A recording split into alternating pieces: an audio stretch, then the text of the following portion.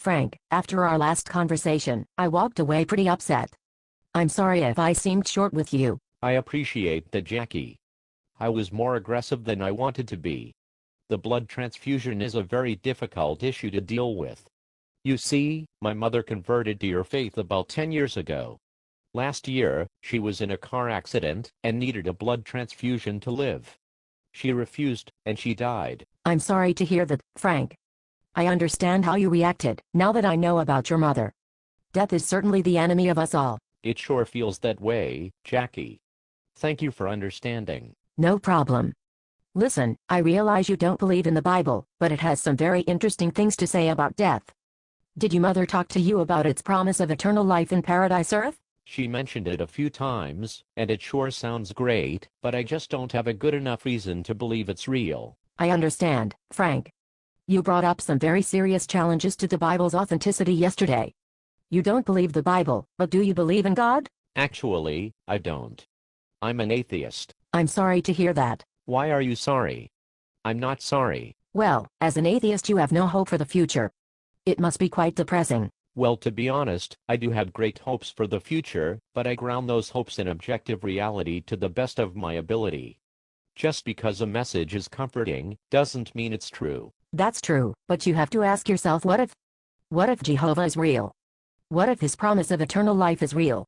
If you're right, you've gained nothing but what you've already expected. But if you're wrong, you risk being destroyed at Armageddon. Being one of Jehovah's servants is obviously the less risky choice, don't you agree? Actually, I don't agree. You probably don't realize it, but you've just proposed a very famous idea. It's called Pascal's wager.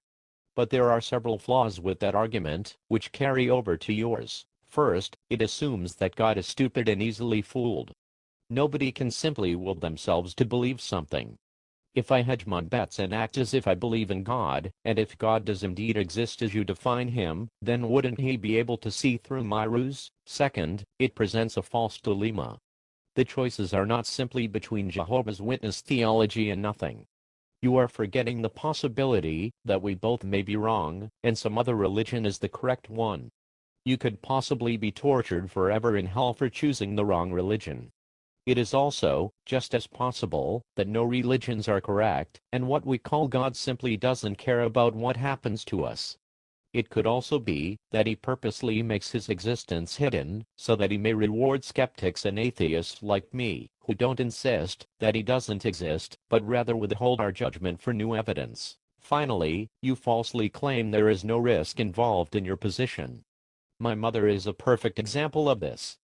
She believed to her dying breath that she would be resurrected in a paradise, so she made a decision that prematurely ended her life. What if you and she are wrong, and this life is the only one we have? Then she wasted the precious years she had left for something that wasn't true. This life is the only life that we know we have for sure. A simple assertion of a coming afterlife does not justify wasting this one. So there is risk, much risk in being a Jehovah's Witness, and being wrong in the end. Wow. I never thought of it like that before. You seem like the kind of person who has really thought this through. To be honest, I really can't think of an answer. I have a meeting tonight at the Kingdom Hall. I'd love for you to come by and talk one of our elders about this. I'm sure he will have a satisfying answer for you. You know, I think I'll do that.